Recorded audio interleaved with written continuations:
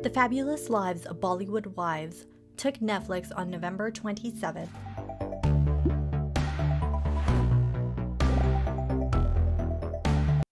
This show is basically a puffy Karan Johar produced Netflix series. Honestly, it was not very informative. It doesn't really tell you anything about their lives. It's basically a self-promotion of how rich they are because of Karan Johar. Let's break it down.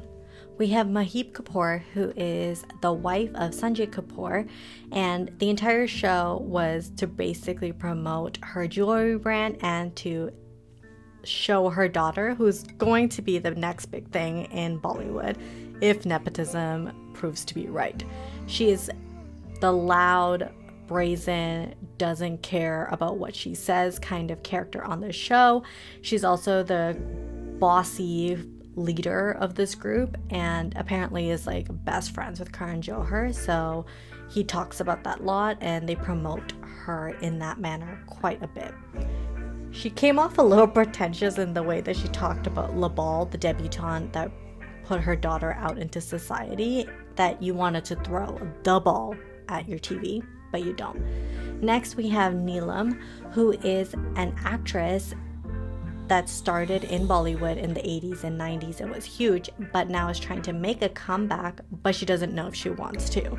So the storyline for her was all about if she wants to, and the fact that she had to audition, the audacity that she had to audition, which was, as a person who was watching the show, it was honestly very irritating, but whatever. I guess that things are done differently in Bollywood if you acted before. And she was the soft, prim and proper character. And honestly, she got way more interesting as the episodes go on, if you guys survived the first few episodes.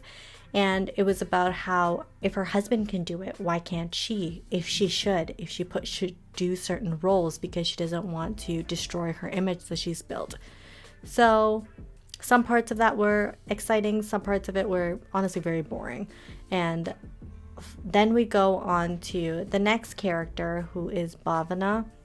Bhavana is the wife of Chunky, and her daughter is now the it girl in Bollywood. So they focus heavily on that and how it is to be a mother of a rising star. And she was kind of like, I'm a mother, I take a back seat, I don't really share my feelings, or if I feel like I've been wronged. That was her role.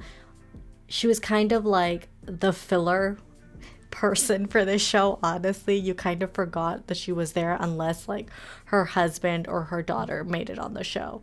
Not trying to be rude, but that was just the truth of when I was watching this show. She also has a fashion line that they tried to promote, but they didn't actually show any of the fashion, which was a little odd, but whatever. And then we have Seema. Seema is the loud, brazen. I didn't really understand what was her relationship with her husband, if they're still married, what's going on, because she talks about how they live separately. So I was a bit confused about that. But they show how she's building a brand for herself in terms of her styling. And honestly, the best thing about her on the show was that she does model Jacqueline Fernandez / actress, who is a model for her clothing line, gave tips on how to deal with Instagram. That was honestly the best part of the entire show because it was informative. Other than that, it was Shah Rukh Khan who came on for the last episode and basically praised all these women and talked about how great the show is and how influential they all are, blah, blah, blah, blah, blah. I didn't actually care about that part at all, but it's a huge puff piece by Karan Johar. It could have all been condensed into one episode of Coffee with Karan. I don't understand why they needed an entire show, but I feel like this is Karan Johar trying to come out with reality shows because he's done film and all that. Now he wants to get into the lucrative market of reality shows.